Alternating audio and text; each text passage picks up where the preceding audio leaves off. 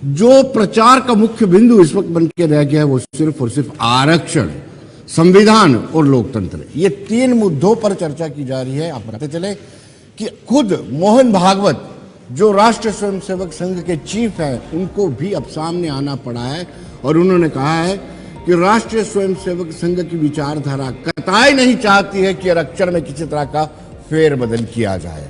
मोहन भागवत ने यह भी कहा है कि इस संगठन ने हमेशा संविधान के अनुसार आरक्षण का समर्थन किया है। संगठन भेदभाव व्याप्त रहने तक आरक्षण की वकालत करता है। सोशल मीडिया पर वायरल एक वीडियो का भी जिक्र किया गया है। उसमें झूठा दावा किया गया है कि आरएसएस आरक्षण का विरोधी है, लेकिन राष्ट्रीय स्वयंसेवक संघ के चीफ डॉक्टर मोहन भागवत ने यह स्पष्ट कर दिया है कि राष्ट्रीय स्वयंसेवक संघ संविधान के मुताबिक आरक्षण का समर्थन करता रहेगा और आगे भी हमेशा आरक्षण का समर्थन करता रहेगा। राहुल में पलटवार किया है। राहुल गांधी, उन्होंने कहा है कि आरक्षण के खिलाफ नहीं है, ये झूठ राष्ट्रीय स्वयंसेवक कर रही है, लेकिन पहले आरक्षण का विरोध करने की बात राष्ट्रीय स्वयंसेवक संघ करता रहा है। ये पलटवार है राहुल गांधी का। उन्होंने बयान दिया है कि वह आरक्षण विरोधी नहीं है, लेकिन असल में राष्ट्रीय स्वयंसेवक संघ आरक्षण का विरोधी है। और उन्होंने लास्ट में ये भी कहा कि और मोहन भागवत कहते हैं कि आरक्षण के खिलाफ नहीं है, ये सच्चाई नहीं है। राष्ट्रीय स्वयंसेवक संघ ने हमेशा ही आरक्षण का विरोध किया है। तो कहीं ना कहीं बात अब और भी बढ़ती जा रही है, बिगड़ती जा रही है और खुद राष्ट्रीय स्वयंसेवक संघ के चीफ को ये आरक्षण पर अपनी टिप्पणी देनी पड़ी है या स्पष्टीकरण करना पड़ा है। तेलंगाना के चीफ मिनिस्टर कहते हैं कि वाजपेयी बीजेपी का आरोप उन्होंने लगाया है कि बीजेपी आरक्षण को खत्म करने की योजना बना रही है। देश पर आरएसएस की सोच थोपने की साजिश भारतीय जनता पार्टी कर रही है। राष्ट्रीय स्वयंसेवक संघ ने अपने 100वें वर्ष में आरक्षण खत्म करने का लक्ष्य रखा है, यानी 100 वर्ष जब राष्ट्रीय स्वयंसेवक संघ के मुकम्मल हो जाएंगे तो आरक्षण को खत्म कर देंगे। यानी कुल मिला के ये देखा जाए तो आरक्षण संविधान और लोकतंत्र के इर्द गिर्द ही प्रचार हो रहा है और हर एक सियासी जमात अपने हिसाब से आरक्षण के नाम पर और आरक्षण का विरोध करने, आरक्षण का समर्थन करने के बीच वो कहीं ना कहीं अपना प्रचार करती नजर आ रही है। मेरे एक्सट्रीम राइट में है चंद्रमोहन गुप्ता जी। गुप्ता जी, आपका स्वागत है। भारतीय जनता पार्टी से ताल्लुक रखते हैं Virendra Sonu. People's Democratic Party से बाबा साहेब सोनू जी, आपका स्वागत है। राजीव श्राफ कांग्रेस से ताल्लुक रखते हैं, आपका भी स्वागत है। और मनीष साहनी शिवसेना से ताल्लुक रखते हैं, आपका भी स्वागत है। मैं सीधा राजीव श्राफ जी के पास जाऊंगा। राजीव जी, आपको क्या लगता है कि आरक्षण का विरोध कर रही है भारतीय जनता पार्टी? आपने इसको इतना मुद्दा, इतनी हाइप कांग्रेस क्यों दे रही है? हर चुनाव प्रचार में ये कहा जाता है कि राष्ट्रीय स्वयंसेवक संघ आने वाले दिनों में आरक्षण को समाप्त कर देगी, क्या वजह है? धन्यवाद विनोद जी। देखिए, मोहन भागवत जी का 2015 में भी बयान था कि आरक्षण की समीक्षा होनी चाहिए। आरक्षण के बारे में 2015 में भी मोहन भागवत जी का बयान था। इनके सांसद हेगड़े जी हैं कर्नाटका से, वो भी कहते हैं कि आरक्षण के विरोध में बात करते हैं। इनके लालू सिंह करके अयोध्या से सांसद है, वो भी इसको चेंज करने की और उसकी बात करते हैं। तो मैं ये विनोद जी कहता हूँ कि ये संविधान ही है जिसने दलित को, ओबीसी को, महिलाओं को, हर छोटी बड़ी जाति को एक आरक्षण दिया है और उनको अपने पाँव पे खड़ा करने की एक मजबूती दी है। और आज भी जो ये मतलब डेवलप हुए हैं वो ये आरक्षण की ही जो मजबूती है जो इनको मिली है और ये आगे इसमें चले हैं। आप डरा धमका के वोट हासिल करना चाहते हैं? नहीं, डराने की बात नहीं, हम कह रहे हैं अम्बेडकर साहब ने संविधान रचा था, उसकी हम पूरी सम्मान करते हैं और हम कहते हैं कि जो इसमें है, इसमें जो है छेड़खानी नहीं होनी चाहिए, न्याय हर एक को मिलना चाहिए, जो जैसे है उसको वैसे मिलना चाहिए। चंद्रमोहन जी, आपको क्या लगता है कि ये जो कांग्रेस प्रचार कर रही है या फिर वाकई में आपके सांसद जिस तरीके से कहते हैं कि 400 से ज्यादा हमें सीटें दीजिए, हम कुछ बड़ा करना चाहते हैं, क्या बड़ा में ये भी है? क्या आरक्षण भी है? क्या गया सत्ता से बाहर है। कांग्रेस वो पार्टी है जो मछली बिना पानी के नहीं रह सकती, कांग्रेस बिना सत्ता के नहीं रह सकती। इनको दिन को भी तारे नजर आते हैं, रात को भी वो लाइट के बल्ब देख देख कर सोते हैं। लेकिन अगर कोई बात ऐसी थी कि पिछले 10 साल में भारतीय जनता पार्टी की सरकार है और पिछले 10 साल में कोई भी लोकतंत्र के ऊपर जाके इस किस्म की कोई बात नहीं की गई, ना आगे होगी। जो हमारे परिवार विचार के राष्ट्रीय संसद के मोहन भागवत, डॉक्टर मोहन भागवत जी ने भी ये बात रखी है। मैं यही कहता हूँ कि ये 10 साल में जो माइनॉरिटी के लिए, जो SC OBC के लिए जो काम नरेंद्र मोदी सरकार ने किया है, उसमें 12 करोड़ वाशरूम बना के दिए हैं, 4 करोड़ घर बना के दिए हैं। माइनॉरिटी उसमें नहीं देखा कोई हिंदू, मुस्लिम, सिख, ईसाई, SC OBC कोई है, सबके लिए है। और गरीबों के लिए काम कर 80 करोड़ को आज राशन दिया जा रहा है, उसमें ये नहीं देखा जा रहा है। आज इनका वोट बैंक था, जिनके बलबूते पे इन्होंने यहाँ पे इस देश में सरकार की, माइनॉरिटी पे और SC पे, जो हमारा पिछला बार उस पे, उसके ऊपर आज इनका वो वोट खिसके द्वारा उनको डरा कर, जिस तरह माइनॉरिटी को इन्होंने 70 साल में डराया है, जिसके बीजेपी आ जाएगी, संप्रदाय का खा जाएंगे। और 10 साल में क्या हुआ, वाजपेयी जी से यहाँ रहे क्या हुआ, आज ये उनको भी डरा रहे हैं, ये आ जाएंगे, लोकतंत्र खत्म हो जाएगा, संविधान खत्म हो जाएगा। अगर कोई संविधान से छेड़छाड़ करते हो पिछले 10 साल में नहीं करते, क्यों करनी है? बिल्कुल, हमने अमेंडमेंट की है, इन्होंने भी 50 साल अमेंडमेंट की है। उसके ऊपर कोई किसी अगर जाति वर्ग को कोई उससे फायदा होता है, सबकी राय लेके पार्लियामेंट में उसको अमेंडमेंट की जा सकती है। कोई भी ताकत, दुनिया की ताकत संविधान को चेंज नहीं कर सकती है, सिर्फ उसमें अमेंडमेंट हो सकती है। संविधान निर्माता जो होते बाबा साहब भीमराव अम्बेडकर, या जो वहां का उस वक्त की जो असेंबली थी जिन्होंने संविधान लिखा है, ऐसे प्रोविजन करके गए हैं। कोई भी नहीं, देश की जो आदि सरकारें होंगी जब वो उसके ऊपर मोहर लगाएं या और कोई सारा हो तब जाके कुछ चेंज। ऐसे ही कहने से, करलाने से, लोगों को डराने से, डरा के इन्होंने माइनॉरिटी को डरा के रखा और उनको पसमानदा रखा। आदरणीय प्रधानमंत्री जी ने पसमानदा जो मुसलमान हमारे माइनॉरिटी के उनको आगे लाने के लिए बहुत सी स्कीमें लगाई हैं। और दूसरा जो वर्ग है हमारा शेड्यूल कास्ट पर, उनके लिए आगे, उनको आगे बढ़ाने के लिए बहुत सी स्कीमें लाई हैं। जनरल को भी एक जो हमारा इकोनॉमिकल वीकर सेक्शन है, जो आज तक उनको भी उन्होंने आगे बढ़ाया, चाहे वो किसी भी वर्ग से हो। आने वाले समय में सबका साथ, सबका साथ और सबका प्रयास जो है, जो एक वो नारा लेके चले हैं, आगे भी इसी तरह आगे बढ़ते रहेंगे और किसी को भी कुछ चिंता। चलिए सोनू जी, आप कैसे देखते हैं इसको?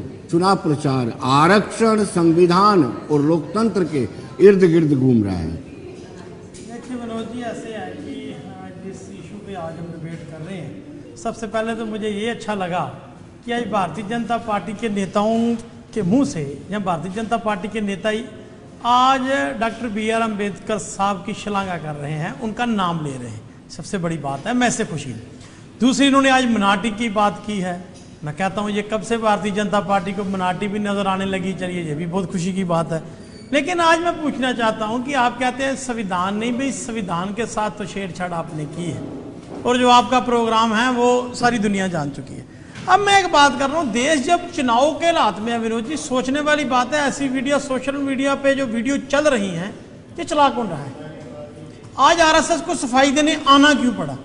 ये एक बड़ी नपीतुली साजिश होती है कि ये एक्सपेरिमेंट चेक करते हैं देख के।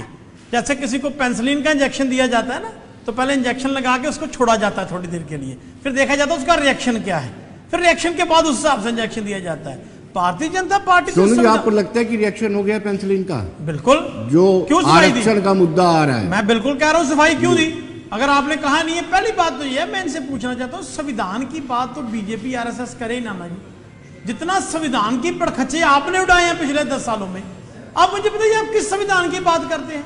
सुप्रीम कोर्ट ने रात को एक ऑर्डिनेंस जारी किया, भाई जो दिल्ली गवर्नमेंट के प्रति इनके पास होगी ट्रांसफर करने की उनके पास शक्ति होगी। आपने सुबह पार्लियामेंट का इजलास लगा के सुप्रीम कोर्ट के उस बात को भी नकार दिया। उसके बाद कोर्ट का फैसला था कि जब भी आप चीफ इलेक्शन कमीशन बनाएंगे तो उसमें लीडर ऑफ अपोजिशन और बहुत सारे लोगों का नाम होगा और चीफ जस्टिस ऑफ इंडिया उसमें मेंबर होगा।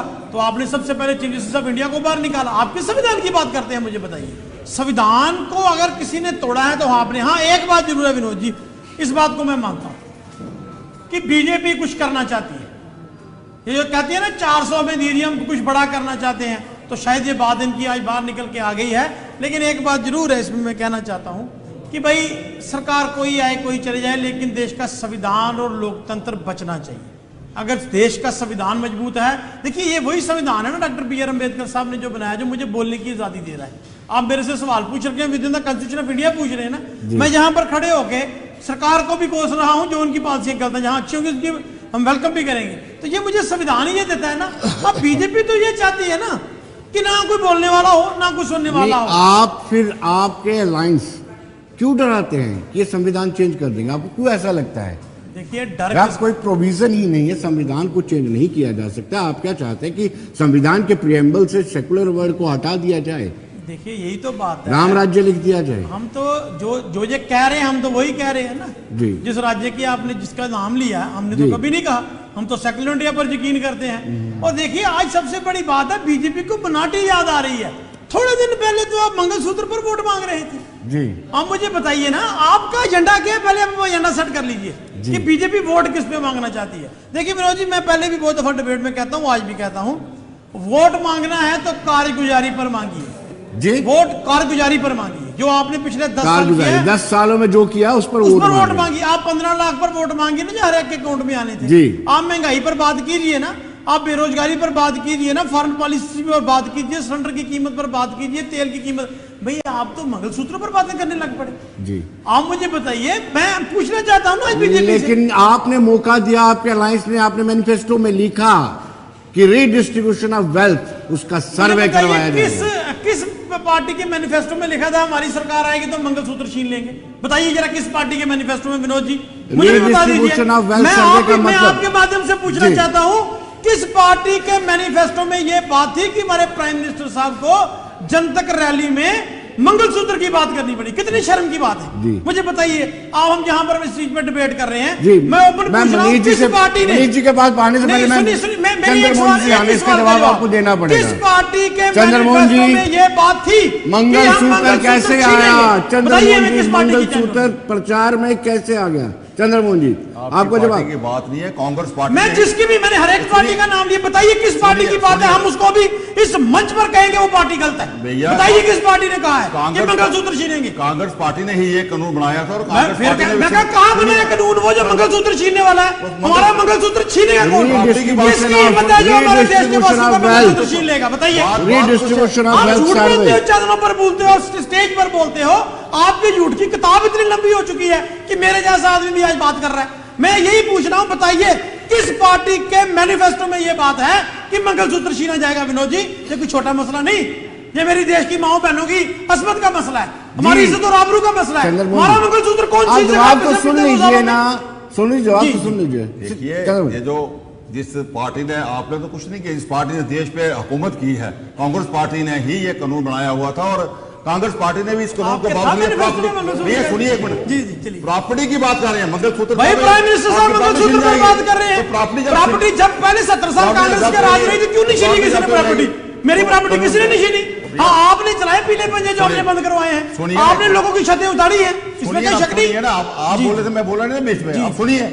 आप जहां बात कर रहे हो मिनॉरिटी की बात कर रहे हो, हमारा जो राष्ट्रवादी मुस्लिम मंच है पूरे देश के अंदर ये काम कर रहा है कि लाखों लोग हमारे साथ जुड़े हैं। 3 तलाक के ऊपर लाखों सुनिए भैया, सुनिए ना,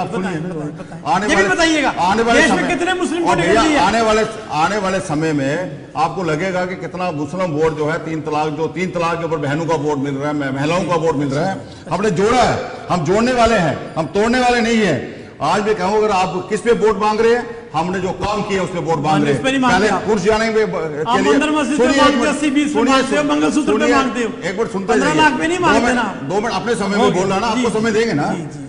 आज से पहले 12 घंटे लगते हैं पुंछ जाने के लिए, श्रीनगर जाने के लिए 12 घंटे लगते हैं, 9 घंटे लगे, 5 घंटे लग रहे हैं, 6 घंटे लग रहे हैं। मांगते हैं रोड पर वोट, मांग रहे हैं। ये पुंछ से मांगेगी क्या? इनका कैंडिडेट ही नहीं वहां, किस रोड पर वोट मांगेगी? आप मुझे बताइए, कितनी बड़ी विडंबना है। कोई बात नहीं, चलिए ठीक, उसको छोड़िए ना। आपके कितने कैंडिडेट है हिंदुस्तान में? नहीं, हम तो है, हम तो रीजनल पार्टी है। हम तो हमारे आप आते ना, हम एक ही सही, हम तो रीजनल पार्टी में। आप आए ना कि आप रजौरी पुंछ में चुनाव क्यों नहीं लड़ते? क्यों नहीं कैंडिडेट दे पाए आप कश्मीर में? एक सीट पे चुनाव लड़ रहे हैं। पूरे देश की हम बात तो कर रहे 3 हैं। सीटों पे लड़ रहे हैं, आप तो एक पे भी नहीं हो। हम लड़ रहे हैं। बताओ ना कहाँ लड़ रहे हो कश्मीर हम में, कौन सा लड़- कैंडिडेट आपका नाम लो उसका। जितने देश में हम लड़ मैं रहे हैं कहता हूँ वो कांग्रेस लड़ कश्मीर रही पे है। आपके तीनों सीटों पर कैंडिडेट का नाम दे दीजिए, आप किसको वोट डाल रही है बता दीजिए। देखिए जहां तक यही तो विडंबना है। जहां तक बात है अमेंडमेंट की, संविधान के ऊपर अमेंडमेंट पहले भी हुई है, आगे भी होगी, अभी भी हुई है। हाँ, आगे भी आने होगी। वाले समय चलिए। में बिल्कुल अमेंडमेंट होती होती है। है, चलिए जो मनीष जी। जरूरत होगी देश के लिए होगी। जहां मनीष जी क्यों अभी डरा रहे कर्नाटक हैं? सरकार ने क्या किया, अभी वहां ओबीसी को रिजर्वेशन चलिए बनाई थी। चलिए चंद्रमोहन जी, मुनीष जी से जानना नहीं, था, नहीं, मुनीष जी नहीं, क्यों डरा रहे हैं? आपका इंडिया ब्लॉक क्यों डरा रहा है? देखिए, पिछड़े सबसे- वर्ग को क्यों डरा रहा है? दलित वर्ग को क्यों डरा रहा है? क्यों ऐसा सोचते हो आप? क्या उससे ब्लॉक को जीत मिल जाएगी? देखिए सबसे पहले तो जम्मू संभाग के रामबन में जो कुदरती एक गांव के अंदर कुदरती कहर ढाया गया है, कुदरती कहर ढहा है, जो है एक कुदरती आपदा आई है उनके ऊपर, जो 50 घर जो है क्षतिग्रस्त हुए हैं, 30 उसमें से काफ़ी ज़्यादा क्षतिग्रस्त हुए हैं, 300 लोग जो है बेघर हो गए। उनके प्रति मैं संवेदना प्रकट करता हूँ आपके चैनल के प्रति, पर चैनल के माध्यम से, और ये मांग करता हूँ कि उनको बसाने का काम किया जाए, उनको जो है वो सही मुआवजा दिया जाए। जी। अब आते हैं आरक्षण के ऊपर, जो आजकल जो है देखिए अब तीसरा चरण के मतदान का काउंटडाउन मुझे लगता है कि शुरू हो चुका है। कहीं ना कहीं पैंतरा अब बदलना था बीजेपी ने भी, और पहले 2 चरण इनके हक के अंदर नहीं गए, ये तो तमाम बीजेपी के चेहरों से साफ जाहिर हो जाता है। अब ये सीधे रास्ते पे सीधा ट्रैक पकड़ना कुछ हद तक शुरू हुए हैं, संविधान को मानना शुरू हो चुके हैं, आरक्षण को मानना शुरू हो चुके हैं। जिन संघ के प्रमुख जो लगातार भारतीय संविधान को नहीं मानते थे, आज से नहीं, जब से भारतीय संविधान हुआ है, संघ कभी भारतीय संविधान को मानता ही नहीं था। संघ पॉलिटिकल पार्टी नहीं है भैया। अरे मैंने कब कहा पॉलिटिकल पार्टी है? मैं नहीं कह रहा पॉलिटिकल पार्टी है, मैं कब कह रहा हूं कोई पॉलिटिकल पार्टी है? पॉलिटिकल पार्टी बीजेपी ही है जो जमकर राजनीति कर रही है, संघ का चेहरा आगे लाकर। अब संघ ने कभी माना ही नहीं। आज मोहन भागवत जी को भी जो है अपना बयान देना पड़ा, मजबूरी के अंदर किस तरीके से उन्होंने दिया, नहीं हम तो भारतीय संविधान का आदर करते हैं, हम तो आरक्षण के हित के अंदर हैं। यही मोहन भागवत कहते थे कि आरक्षण के हित के अंदर नहीं है। कभी भी उन्होंने आगे बढ़कर किसी भी संघ के नेता ने नहीं बोला इनसे पहले कि वो आरक्षण के हित में बात करते हैं। देखिए ये तीसरा चरण लगातार जो 7 के 7 चरण है, ये बीजेपी की लगातार अब जो है सीधे ट्रैक पर इनको लाते जाएंगे। अभी भी मुख्य मुद्दे जो है पूरी तरह से गौन है। अभी तक ये सड़क की बात कर रहे थे, इनके प्रधानमंत्री जी या किसी ने अभी तक सड़क पर वोट मांगे हैं? इनके दोनों उम्मीदवार ने सड़क पर वोट मांगे हैं? नहीं मांगे। किस पर वोट मांगे जा रहे हैं? आप आप इंडिया गठबंधन के डराने की बात करते हैं। डरा तो देश की जनता को माननीय प्रधानमंत्री जी रहे हैं कि आपका मंगलसूत्र छीन लिया जाएगा, आपके घर का सोना चांदी छीन लिया जाएगा, एक्सरे कर दिया जाएगा। अरे वाकई कहाँ लिखा है? मुझे भी बताइए कौन सी अदृश्य चश्मे हैं इनके पास जो कांग्रेस के मैनिफेस्टो में नहीं लिखा हुआ, वो भी माननीय प्रधानमंत्री जी को दिखाई दे जाता है, योगी जी को दिखाई दे जाता है। वो कहते हैं कि शरिया कानून लागू कर दिया जाएगा। अरे क्या कांग्रेस के अंदर देश की जनता को आप मूर्ख समझते हो? कांग्रेस पहली बार सरकार बनाएगी क्या? इंडिया गठबंधन पहली बार सरकार बनाने जा रहा है क्या? 50 साल कांग्रेस ने राज किया। कांग्रेस के प्रति आपका प्रेम देख के मुझे बाला साहब की देखिए याद जो आती है। अच्छाई है वो बतानी हाँ, चाहिए। मैं जी, एक जी, अच्छाई जी, बताने जा रहा हूँ। बाला साहब कितनी तमाम चीजें बाला साहब ठाकरे की याद आ रही है। 1962 के अंदर इंदिरा गांधी जी, जो स्वर्गीय इंदिरा गांधी जी हैं, प्रधानमंत्री जी नहीं थे, जवाहरलाल नेहरू जी प्रधानमंत्री थे, उन्होंने तो अपना सारा सोना निकालकर सेना को दे दिया, क्या बात है, और देश के हित में दिया था। अब रहते हैं वंदनीय बाला साहब देखो ठाकरे जी कितना का, प्यार, मैं आपको कितना बताता हूं। प्यार है। चलो बाला साहब राजीव जी के बाद 1 मिनट सिर्फ और। जी, बाला साहब ठाकरे जी भी जब थे उस समय भी प्रणब मुखर्जी को हमने समर्थन दिया था, कांग्रेस के राष्ट्रपति के उम्मीदवार थे, बीजेपी के उम्मीदवार को नहीं दिया था, प्रतिभा पाटिल जी को दिया था, बाला साहब ठाकरे जी ने दिया था। एक छोटे से ब्रेक के बाद, एक छोटे से ब्रेक के बाद फिर लौटते हैं, एक छोटे से ब्रेक के बाद फिर लौटते हैं, बने रहिए। राजीव जी, 2014 की हार के बाद AK एंटनी ने आपको एक फार्मूला दिया था कि जिस तरीके से आप मेजॉरिटी को छोड़ करके माइनॉरिटी की अपीसमेंट करते हैं, या फिर SC कम्युनिटी या फिर जो पिछड़ा वर्ग है उसको अपीस करते हैं, तो वो आपके लिए घातक है। लेकिन इस बार आपने पूरा फार्मूला उसके विपरीत आपने चलाया है। जैसे जैसे 2 चरणों के प्रचार खत्म हुए हैं, आपने आरक्षण को प्रायोरिटी मुद्दा, यानी टॉप प्रायोरिटी आरक्षण को दे दी। देखिए विनोद जी, जब बीजेपी ने ये बात शुरू कर दी कि 400 पार या 370 और 400 पार की बात और बड़ा बदलाव हमने लाना है, तो सब लोग ये इशारा समझ चुके थे कि इनके मन में इनकी नीयत क्या है। अगर बदलाव कोई अच्छे के लिए था तो 272 सीटें भी काफ़ी होती हैं। अच्छे के लिए तो सब साथ होते हैं, बुरे के लिए तो कोई साथ नहीं होगा। तो दूसरी बात ये की कि बीजेपी के प्रवक्ता जी ने बात की कि यहाँ से सड़कें बहुत अच्छी बनी। इनकी सड़कें वही अच्छी बनी हैं जहाँ टोल प्लाजे लगे हैं। अगर उनसे 1 किलोमीटर दाएं बाएं जाओगे ना तो 1.5-2 फुट के खड्डे नजर आएंगे। साइड वाली कोई सड़क जो गाँव को कनेक्ट हो रही है, कोई आगे पीछे जा रही है, वहाँ कहीं भी कोई डेवलपमेंट नहीं है। डेवलपमेंट है जहाँ के टोल प्लाजे लगे हुए हैं, जहाँ से इनको रेवेन्यू मिल रहा है। तीसरी बात इन्होंने कही कि मिनॉरिटी हमने ये 3 तलाक लाया, बहुत मुस्लिम जुड़े। मैं कहता हूँ 3 तलाक तो ठीक है, आपने कानून लगाया, जो बगैर तलाक के बीवी छोड़ दे उसके लिए भी तो कोई कानून ले आते हैं। कम से कम जो लोगों ने बगैर तलाक के बीवियां छोड़ी हैं उनके ऊपर भी कोई एक्शन होता। जी क्यों चंद्रमोहन जी, इनका ये आरोप है कि आप जो वादे करते हैं, जो डेवलपमेंट के आप टाल क्लेम करते हैं, वो सच्चाई में कहीं नजर नहीं आ रहे हैं। देखिए, इनके सामने IIT है जम्मू के, कश्मीर के जम्मू के अंदर, एम्स एक जम्मू एक श्रीनगर में एम्स है, सेंट्रल यूनिवर्सिटी यहाँ पे है, इन सब लोगों के सामने है। ये नहीं कोई चोरी हो गया, उद्घाटन हो गए हैं। एयरपोर्ट बहुत बड़ा बन रहा है और 1000 कनाल जमीन दे दी है। हमारा रेलवे स्टेशन के 7 प्लेटफॉर्म बन रहे हैं और एक्सप्रेस हाईवे बन रहे हैं। दिल्ली कटरा 6-7 घंटे में आ जाएंगे। वंदे भारत ट्रेनें लग गई है, एक बाकी स्टेट में एक है, यहाँ 2 है। मुझे नहीं चाहता ये इनको कौन से चश्मे से देखते हैं, कौन से चश्मे से नहीं देखते हैं। जितनी ट्रेनें आने वाले की हैं वो भी 316 ट्रेनें बंद हो चुकी हैं इंडिया में। अरजीब मेरे भाई, छोटा अरजीब भाई, जिस कश्मीर से 89 में इनको धक्के मार के निकाला गया था, धकेला गया था मिनॉरिटी को, हमारी को, वहां से हिंदू मिनॉरिटी को, आज वहां ट्रेन चल रही है। आने वाले समय संकल्पना तक आ गई है और आने वाले समय में ये जुड़ जाएगी। पहली बार इन्होंने 70 साल में क्या किया, एक ट्रेन तक नहीं देगा कश्मीर के तक, हम लोगों ने दिया। आने वाले समय में लेह लद्दाख के अंदर भी ट्रेन जाएगी, जम्मू शहर में मेट्रो होगी, कश्मीर में मेट्रो होगी, नेशनल हाईवे बन रहे हैं, एक्सप्रेस हाईवे बन रहे हैं, रिंग रोड्स बन रही हैं। मुझे नहीं चाहते किस किस्म का ये डेवलपमेंट। रिंग रोड में जाके देखें कौन सा खड्डा पड़ा हुआ है जी। टोल प्लाजा के अलावा भी ये बात कर रहे हैं। एक सवाल आउट ऑफ कंटेस्ट पूछूंगा आपसे मैं कि बेगानी शादी में अब्दुल्ला बेगानी शादी में अब्दुल्ला दीवाना कैसे हो गया? अनंतनाग सीट में आपका प्रत्याशी है ही नहीं है, फिर आप कह रहे हैं कि इसको पोस्टपोन करो, उसकी वजह समझ से बाहर आ रही है। देखिए, मैं तो हम 1 सीट या 10 सीटों की बात कर रहे होंगे। इनसे पूछिए जो 70 साल राज करने वाले 543 सीटों पे चुनाव लड़ रहे हैं, 5 सीटों में बिहार के अंदर जो राज करने वाले, इस देश में 400 सीटें जीतने वाले 5 सीटों में, यूपी से सीटें मांग रहे हैं, अखिलेश से 2 सीटें दे दो, 3 सीटें दे दो। ये हालत हो गई कांग्रेस की आज। बंगाल में 1 सीट नहीं दे रही ममता इनको, 1 सीट भी, कहते मैं खुद लड़ूंगा। आपका क्या, इन्होंने क्या लड़ना? हम लड़ रहे हैं 543 सीट, 540 पे लड़ रहे होंगे, 1 सीट पे नहीं होगा। मैं कह नहीं सकता।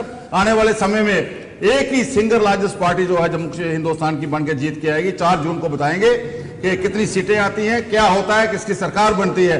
मैं आपके चैनल से कह रहा हूँ, किसी भी चुनाव लड़ रहे हैं, अगर ये 547 पे लड़ रहे हैं, संविधान में कोई वो नहीं, आंच नहीं आने देंगे। ये हमारे साहनी जी का सवाल है कि जो 32 दल आपके एनडीए अलायंस में है, क्या उनको एक भी सीट नहीं दी आपने? ऐसी कोई बात नहीं है, सीट दी है बिहार में, कर रही है कि वो 547 सबको दी है। एक ना शिंदे को जो बात कर रहे हैं, एक ना शिंदे जी को सीटें दी हमने, बिहार में दी। तो गठबंधन लड़ रहा है, सबको दी है सीटें, नाम में दी है, सब में 547 सीटों पर लड़ रहा है। जिस चीज को ध्यान में रखिए जी। आपने तो बिहार, आप तो महाराष्ट्र तक सीमित, आप बोलो नहीं ना, जिन्होंने पूरे देश में महाराष्ट्र से ही आगे निकल रहे हैं। महाराष्ट्र में आप पूरे देश में हो, महाराष्ट्र की बदौलत हो। महाराष्ट्र में आपको उंगली पकड़कर चलना सिखाया मनीष भाई, कोई आपको अपने साथ बिठाता नहीं था। आप याद कर लीजिए मनीष भाई, अभी आपके ही याद करो, कद्वर नेता यशवंत जी ने बोला है कि बीजेपी सबसे बड़ी गलती कर रही है। प्रधानमंत्री जी के बयानों पर उन्होंने उंगली उठाई है। लद्दाख से आपके पूर्व सांसद उन्होंने कहा है कि प्रधानमंत्री जी और बीजेपी जो है गलत रास्ते पर चल रही है, मेरे से सबसे बड़ी गलती हो गई। महाराष्ट्र की बात भी सुन लीजिए। छगन भुजबल जो आपके सहयोगी दल के बहुत बड़े नेता है, अभी अजीत पवार के साथ मंत्री है, बीजेपी ने उद्धव ठाकरे को चीफ मिनिस्टर, आप बन के देखिए, आप देखना क्या हालत होती है। पक्ष के अंदर हवा बह रही है। महाराष्ट्र में बीजेपी को कुछ भी हाथ लगने वाला नहीं है। ये छगन भुजबल का बयान है। अभी आप देखना आने वाले सब जो आपकी उद्धव ठाकरे जी रहे, जहाँ कोई और वहां चीफ मिनिस्टर रहा, बीजेपी की बदौलत रहा, बीजेपी की स्पोर्ट से रहा। अब बन के बताओ एक बार भी अरे चीफ यही तो मिनिस्टर आसान आने वाले खामोशी समय है। में। मैं चैलेंज करता हूँ चैनल से, अगर बीजेपी बनी तो शिवसेना की शिवसेना मिलेगी नहीं, ढूंढने आने वाले समय क्या महाराष्ट्र में ढूंढने से नहीं मिलेगी। खामोशी है ना, इसी यही का बात मसला है। जो है, आने वाले समय अब में जनता भी लेगी और शिवसेना भी आपके जनता साथ आपको बताएगी। बिल्कुल सीना तान के खड़ी है। वो जो 56 इंच का सीना है ना, जो सिर्फ विपक्षियों के लिए है, और उसमें 16 इंच जो है ईडी का है, बाकी 16 इंच जो है सीबीआई का। खुद तो आपका 16 इंच भी नहीं है, वो चाइना के समक्ष सामने आ चलिए, गया है। चलिए, चलिए। समय आ जाएगा। बाला साहब ठाकरे से वोट लेने के बाद आप कहां कहां जा रहे हो, 4 तारीख को पता चल जाएगा। आशीर्वाद दे रही है आपको ऊपर से। कौन एहसान फरामोश है, 4 जून को पता चल जाएगा।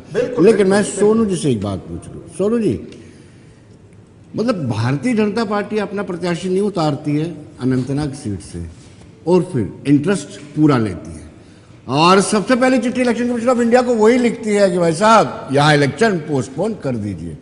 What is this? इसको आप किस तरीके से देखते हैं? सर इसको मैं एक ना देसी लिहाज में देखता हूँ, बार फतू फतू करना साग न सतू। एक बार रिपीट करेंगे। बार फतू फतू करना साग न Satu. Okay okay okay. Jammu Kashmir को इन्होंने पूरे देश में बेचा 5 अगस्त 2019 के बाद, और खासतौर कश्मीर को बेचा। कश्मीर के दिल हमने जीत लिए, कश्मीर में कमल खिले, कहा ना इन्होंने, बड़ा कुछ कहा। लेकिन जब चुनाव लड़ने की बारी आई तो पहले बीजेपी अपना कैंडिडेट नहीं दे पाई।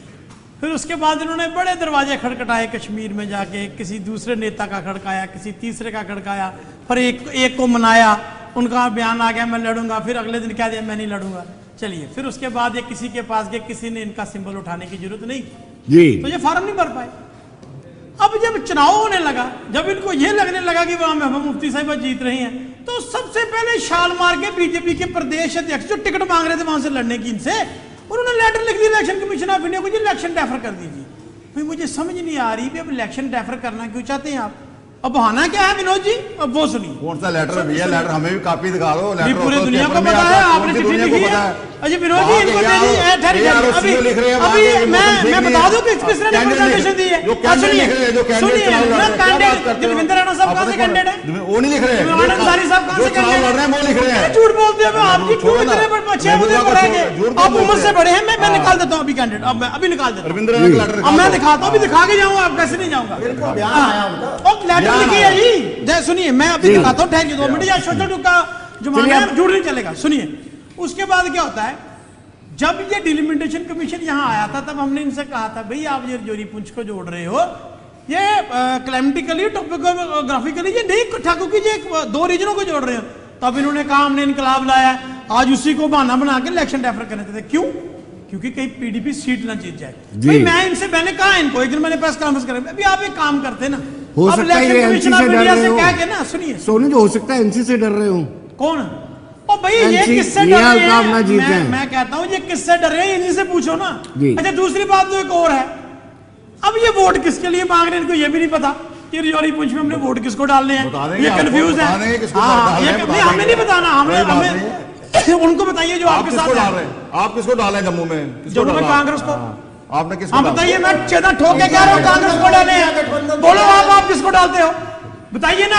आपने तो जम्मू में कैंडिडेट थे, हम सीना ठोक के कहते हैं दोनों सीटों पर कांग्रेस की मदद की है। हमें इंडिपेंडेंट कैंडिडेट को डालेंगे जो हमारे चॉइस का होगा, जो आपकी जीसीडी टीम होगी, चॉइस का होगा। चलिए ठीक है। देखिए ये है देश की सबसे बड़ी सुनिए, 400 जीतने का दावा करती है, जो 400 जीतने चाहती थी कश्मीर में देने के लिए, और ये इनका क्या पता है क्या करेंगे भी। चलिए वो भी आ जाएगा बात। अच्छा एक बात मैं इनसे और पूछना चाहता हूँ, भाई आप तो 5 साल से दिल जीत रहे थे कश्मीर के लोगों का, आपने कहा ना हमने नया कश्मीर बना दिया, तो भाई आपको एक कैंडिडेट ही नहीं मिला। गुप्ता साहब आप ही चले जाते कश्मीर लड़ने के लिए, कम से कम कमल का फूल तो वहां लोग बढ़ते, वहां देख आपकी हार तो आप मान चुके हैं। सोनू जी आपकी भी दयनीय हालत हमने देखी है कि दे दीजिए, एक ही सीट दे दीजिए। देखिए मैं अभी भी कह रहा हूं, 3 नंबर की पार्टी आपको बता करके नकार दिया गया था। मैं जवाब लीजिए ना, आपने अच्छा सवाल किया जी। हम एक सोच के साथ इकट्ठे थे कि हम इंडिया गठबंधन में गए थे, हमारी एक सोच थी देश और संविधान को बचाने की, जिसकी आज सब चिंता कर रहे हैं। ठीक है, इलेक्टोरल पॉलिटिक्स में नेशनल कॉन्फ्रेंस ने कैंडिडेट दे दिया और हमें कह दिया वो 3 नंबर की पार्टी है। हमने भी बोल रहा है तो अच्छी बात बोल रहा है के अंदर वो करगिल से 2 कैंडिडेट, करगिल कांग्रेस को बोल रहा है। सुनिए ना, मुझे अपनी सीटें बांट रही हैं, मुझे अपना पता ना, मैं तो अपनी बात कर रहा हूं। अब हम लोगों के पास चले गए, चलिए ठीक है, हम तीसरे पे हैं, दूसरे पे हैं, पहले पे है, वो तो लोग फैसला करेंगे। वो तो लोग फैसला करेंगे ना। लेकिन हम तो गए ना, चलिए हम 5 में भी आ सकते हैं, लोगों की मर्जी है। आप तो बस में चढ़े ही नहीं, आप कहां जाओगे? हम तो उस बस में चढ़े हैं ना, वहां पर लोग हमारा सिंबल तो उठा के घूम रहे हैं। अपनी चिंता करो, आपका काम है उनको पहले तबाह किया, शिवसेना वालों को, फिर अकाली दल को किया, फिर हमने आपके साथ अलायंस किया। हमारी बात, आपका तो काम ही है। मैं आपके लिए एक बात कहता हूं, शिकवा नहीं तेरी बेवफाई का हरगिज, गिला तो तब अगर तूने किसी के साथ निभाई हो। आज आपको बाला साहब ठाकरे याद आ रहे हैं, तो जब बाला साहब ठाकरे की विरासत आप तबाह कर रहे थे, तब आपको बाला साहब ठाकरे याद नहीं आए? किसकी? हमने बनाया बाला साहब को। एक और बात, आपका नाम ही कोई नहीं लेता था, आपको कौन जानता था? सारी उम्र होगी 2 एमपी पे खड़े थे आप। छोड़ो जी, चलो ठीक है, अब आपका नाम को लेने वाला तो है नहीं। अच्छा, रह गई बात अब जम्मू कश्मीर की, मैं आ जाऊं। अब जम्मू कश्मीर में भाई जिस तरह का मुकाबला जम्मू सूबे में हुआ, विनोद जी, जम्मू कश्मीर 2 ही सीटों पर जो चुनाव लड़ रहे थे बीजेपी, तो उसको भी 2 सीटों पर जो हारने जा रहे हैं। जो लोगों का विचार है, जो लोगों ने किया, अब उनकी फ्रस्ट्रेशन देखिए। 4 जून बताएगा जब कौन हार रहा है, कौन जीत रहा है। ठीक है, ठीक है, 4 जून को आ जाएगा। अब जब अजी मैं कह रहा हूं कि आप वो जनता जनार्दन है, जनता फैसला करेगी। आपको मैडम महबूबा का डर सताने लगा ना जीतने का, फिर अब चिट्ठियां लिखनी शुरू हो गई, इलेक्शन डेफर कर दो। आपको कहते हैं कि ये भी इलेक्शन डेफर करना इतना कहते हो। वो एक ही पर्ची है जम्मू कश्मीर के लोगों के पास विनोद जी, पार्लियामेंट का चुनाव लड़ने की। पार्लियामेंट ये वो भी नहीं होने देना चाहते कश्मीर में। चुनाव नहीं हुआ, कहाँ हुआ? 27 साल के बाद चुनाव हुए, और कहाँ हुआ? आप तो बीडी नहीं कर पाए, क्या कराओगे? अब क्या कराओगे जब आप जाने? अब आप डीडीसी सब अब आपने क्या कराना है? आप 10 साल में असेंबली का चुनाव नहीं करा पाए, पंचायत आप दोबारा नहीं करा पाए, म्युनिसिपलिटी, और जो म्युनिसिपलिटी का चुनाव, अब इन्होंने म्युनिसिपलिटी की बात की, 1 मिनट मुझे, पंचायतों को नहीं कराए, आप मेयर रहे, पंचों को नहीं कराए, पंचों को नहीं कराए, आप मेयर रहे, आप रहे ना, मैं कह रहा हूँ। अब आपने वाली बात करनी है। आपने 2 रेजोल्यूशन पास किए थे, आपकी अध्यक्षता में 2 रेजोल्यूशन पास हुए थे। मैं डेमोक्रेसी की बात बता रहा हूँ। एक आपने कहा था प्रॉपर्टी टैक्स नहीं लगेगा, नहीं लग गया, क्यों नहीं लगा? लग चुकी है।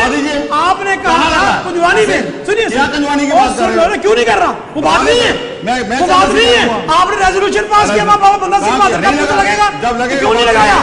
एक बाबू ने नहीं लगाया, आप उसको अब इशू नहीं मानते, यही लगा। आप लोगों की सुनी किसी ने नहीं, आपने रेजोल्यूशन क्यों डाला? आपने 75 कारपोरेटरों ने जनानी बस रेजोल्यूशन डाला, उसको इशू नहीं मानते। ये कहा है, भाजपा का ये तर्क है कि बाला साहब ठाकरे को भाजपा ने बनाया है। चलिए शांत हो जाइए, शांत हो जाइए, शांत हो जाइए, शांत शांत। देखिए हम सोच, चलिए, हमें लगता था कि शायद बीजेपी के अंदर माननीय प्रधानमंत्री जी ही बड़े बड़े झूठ बोलते हैं, उसके बाद कोई दूसरा झूठ बोलते थे, तो वो जिनका नाम लेते भी कहा नहीं जाता, योगी जी, जिनको जो है योगी हम तो हिंदुओं के अंदर उनको बोलते हैं, जिन्होंने इन सत्ता को, इस तरह के सुख को जो है त्याग दिया हो। इन्होंने, और यहाँ चंद्रमोहन जी तो कह रहे हैं कि हिंदू हृदय सम्राट जो वंदनीय बाला साहब ठाकरे थे वो इन्होंने बनाए हैं, बीजेपी ने बनाए हैं। आज बीजेपी ये क्लेम कर रही है, देखिए व्यूअर जरूर सुने, जिन्होंने उनको दिल से हिंदू हृदय सम्राट माना है, इसका बदला ले बीजेपी से। आज बीजेपी वंदनीय बाला साहब ठाकरे को कह रही है कि बीजेपी ने उसको जो है, उनको जो है बनाया है। ये भूल गए हैं हकीकत को, ये असलियत को भूल गए हैं। लेकिन इनका कहना है कि उद्धव ठाकरे कहा था, ठाकरे कहा था, बड़ी बाला साहब बहुत जल्दी मान ली, और मुझे लगता है 7वां चरण होने तक बड़ी जल्दी मान ली इन्होंने गलती। 7वां चरण होने तक प्रधानमंत्री जी भी मान लेंगे कि वो जो मंगलसूत्र जैसा कुछ भी नहीं था कांग्रेस के घोषणा पत्र के अंदर, बहुत जल्द मानने वाले हैं प्रधानमंत्री जी भी। देखिए आप अनंतनाग की बात कर रहे हैं, मैं सबसे पहले कहता हूं अगर ये हुआ, अगर ये टला चुनाव, तो ये एक बार और इस पे मोहर लग जाएगी कि चुनाव आयोग जो है इनके हाथों की कठपुतली है।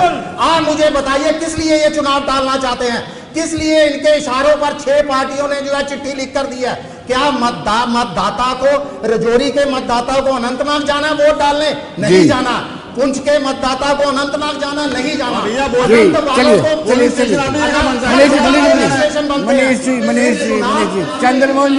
चंद्रमोहन जी और मुनीष जी, मैं आपके पास दोबारा लौट रहा हूँ, एक छोटे से ब्रेक के बाद आपके पास दोबारा लौटते हैं, बने रहिए।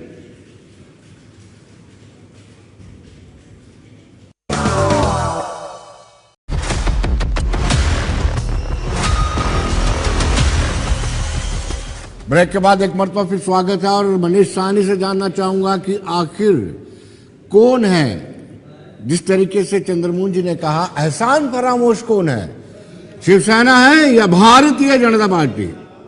जग जाहिर है बीजेपी जो हमारे है साथ मिलकर लड़ा, अपने हमने सहयोगियों जोड़ की। को जिन्होंने इनको चीफ मिनिस्टर बनाया है, चीफ मिनिस्टर उनको बनने के आगे बाद कह रहे हैं कि इन्होंने अगाड़ी- बनाया है, इनके तो मुंह में राम बगल में जीतने के छुरी बाद है, अगाड़ी और शिवसेना बढ़ तो गए। इसकी भुगत होगी है। शिवसेना लड़ेगा, की ना केवल अब तीर में चलेगा छुरा पता। रोका गया, बल्कि शिवसेना को खत्म करने का प्रयास किया गया।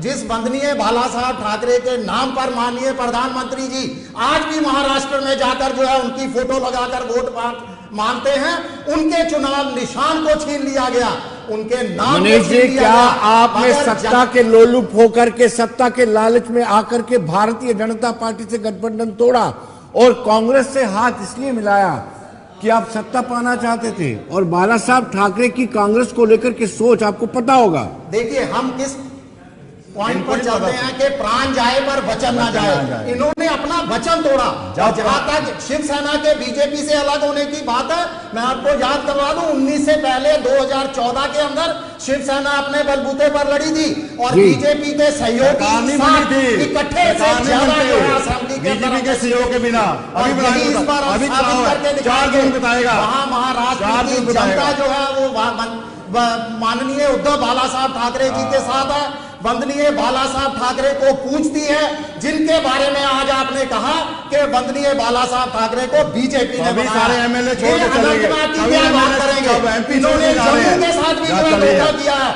ये जी सर। जम्मू संभाग को लगातार जो है कहते थे कि हमने 2.5 सीटें कर दी। कहां है हमारी 2.5 सीट? 90 सीटें, 90 चुनाव नॉमिनेशन भरने के लिए रजौरी पुंछ वाले को 300 किलोमीटर चलकर अनंतनाग जाना पड़ता है। आपने तो हमारे 2 डिस्ट्रिक्ट भी कम कर दिए, रजौरी कम कर दिया, पुंछ कम कर दिया। कहां है हमारा रजौरी पुंछ? कहां जाए वहां की पब्लिक?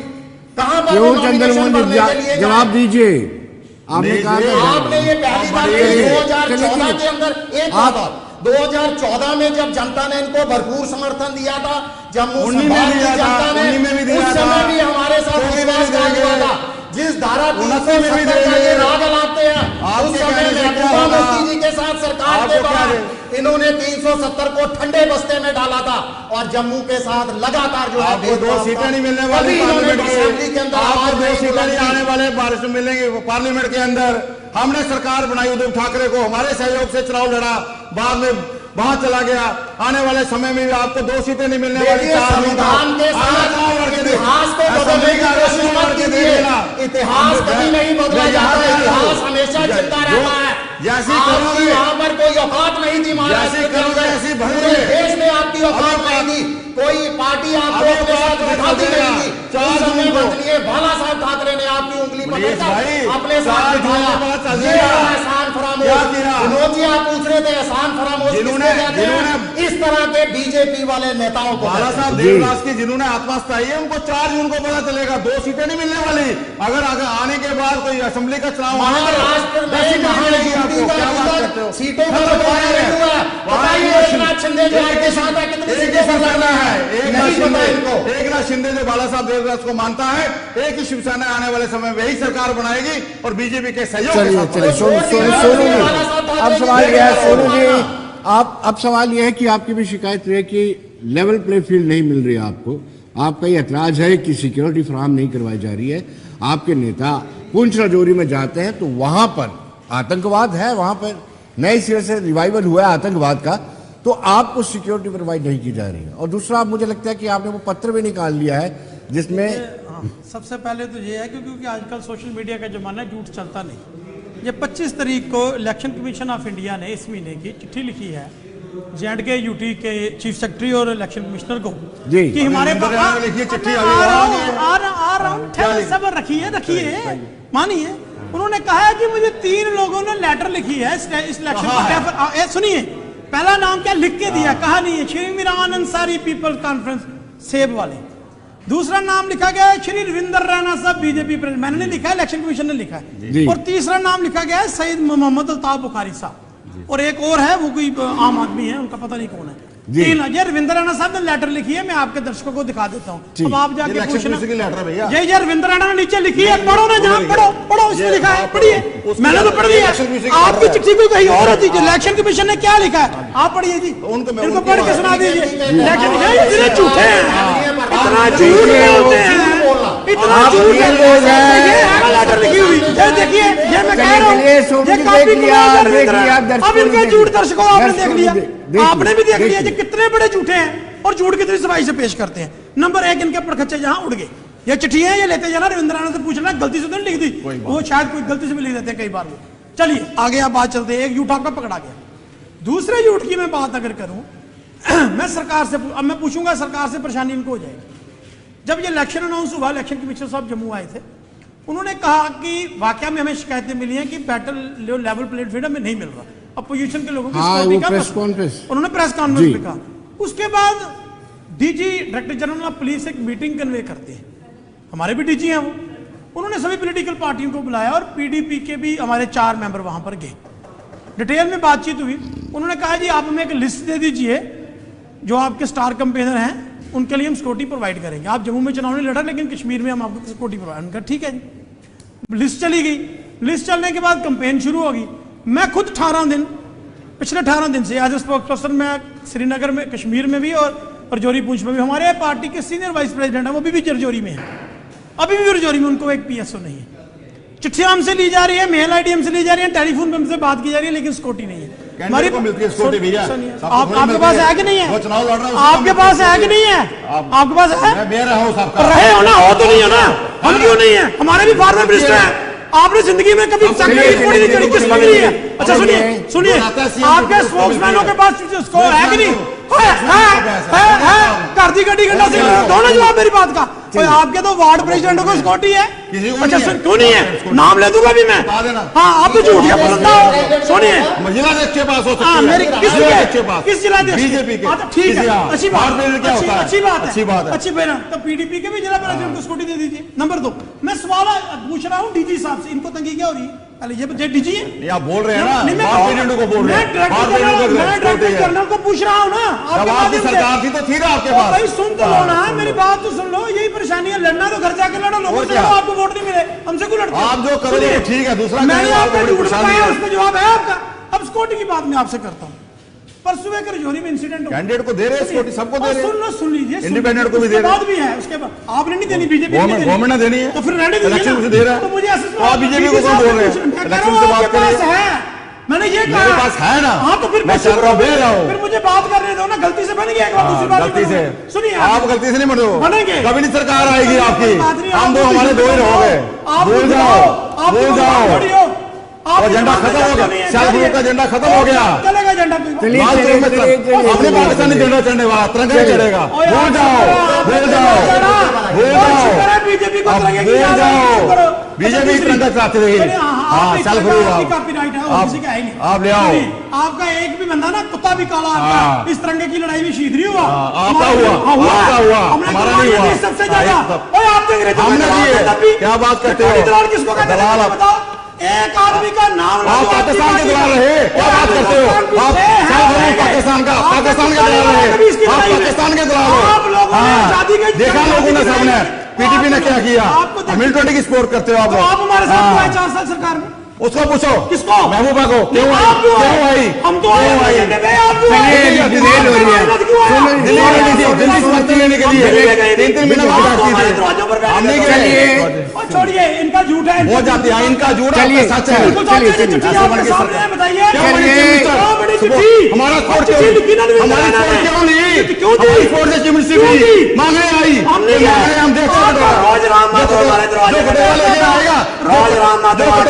हम डालेंगे उसमें, आप भी आओ।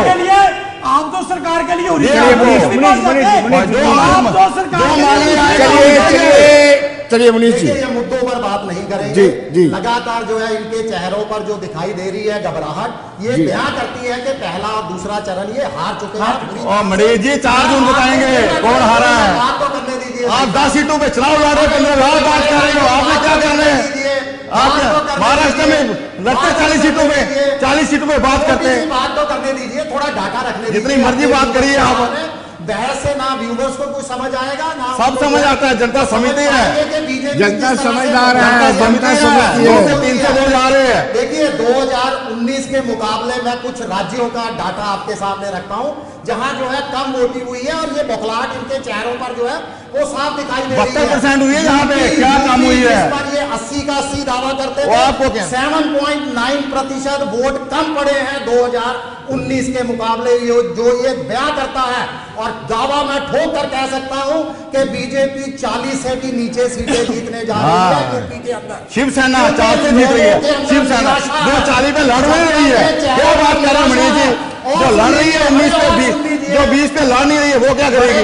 बात करें उसकी। बिहार जहां इन्होंने 38 सीटें ली थी, 39 सीटें ली थी 40 से, तो 2019 में 40 में से 6% वोट कम पड़ा है। वहां भी इनको 15-16 से ज्यादा सीटें मिलने वाली आपसे कहने से कुछ नहीं होने वाला, जनता ने सीटें देनी है। जहां ये सारी सीटें जीतने का दावा करते हैं, आप 16 में लड़ रहे हो। वोट कम पड़ा। मेरा ये प्रतिशत बताने का सिर्फ इतना सा मतलब है कि जनता के चेहरे पर निराशा है, जनता में कोई उत्साह नहीं है वोट को लेकर। वो क्या करे, लगातार झूठों को निराशा शिवसेना पे है, शिवसेना कांग्रेस को, निराशा लोगों पे नहीं है। लोग खुश हैं, जो है वो बर्दाश्त नहीं, वोटर खुश है, वोटर खुश है। जो 400 लीडों में का किला बनाते थे ना, वो पूरी तरह से ढह चुका है। अभी ये बात कर रहे थे भ्रष्टाचारी प्रशासन है, भ्रष्टाचारी सारे। जम्मू कश्मीर में 2 वंदे भारत चला दी। अरे गरीबों के लिए बताइए कौन सी ट्रेन चलाई? कोई चलाई? आपने ट्रेनें चल रही हैं, क्या बात करते हो? आपने किन के लिए चलाई? किसके लिए? अपने पैसों सबके लिए चल रही है। के लिए। आम लोगों के लिए कोई ट्रेन चलाई? नहीं चलाई। सबके लिए हाँ, चला। एक चलाई थी हवा हवाई में।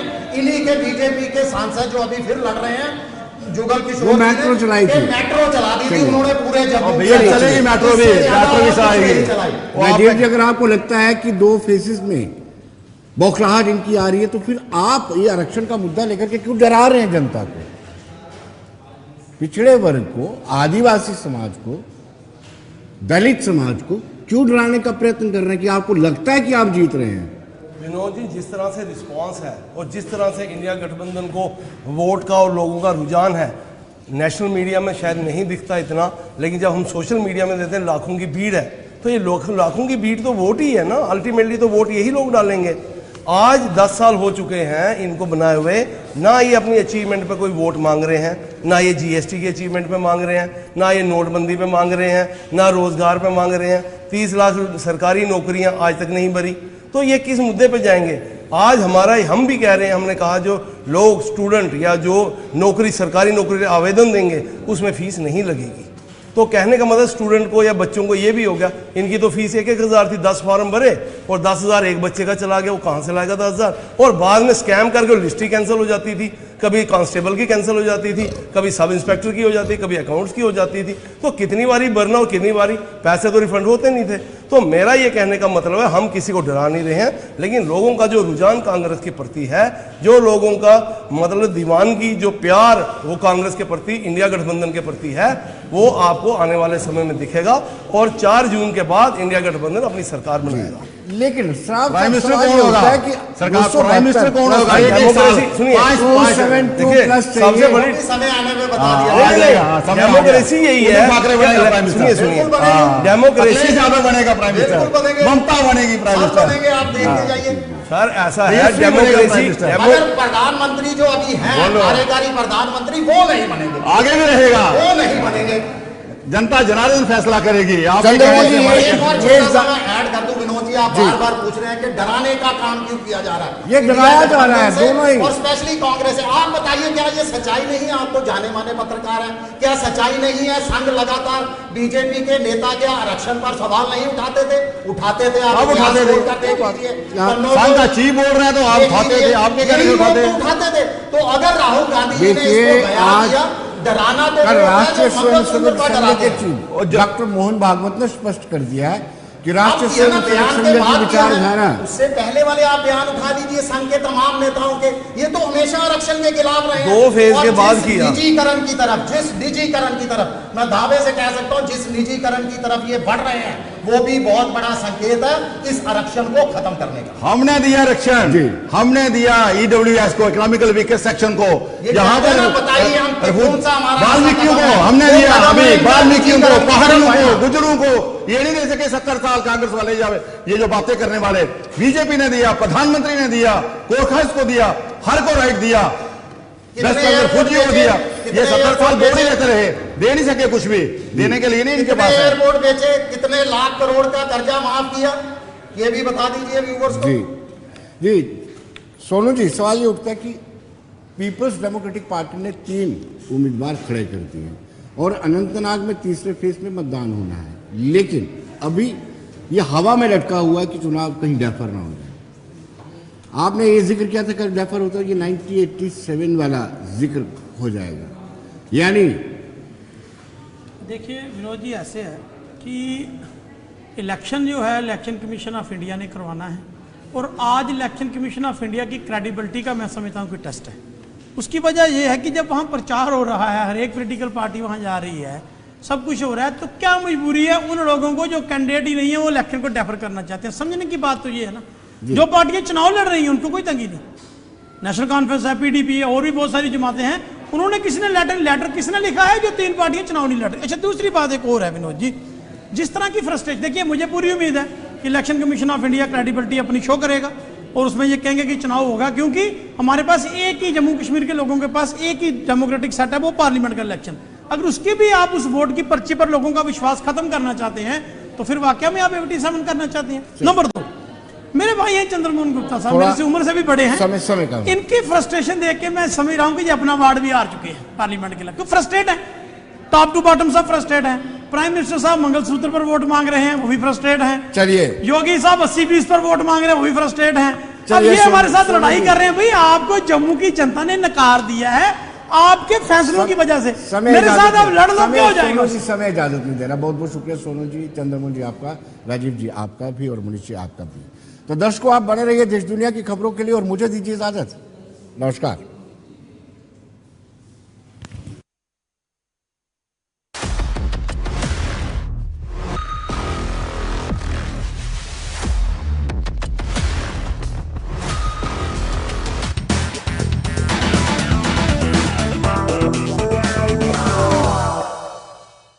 नेरोलैक इम्प्रेशंस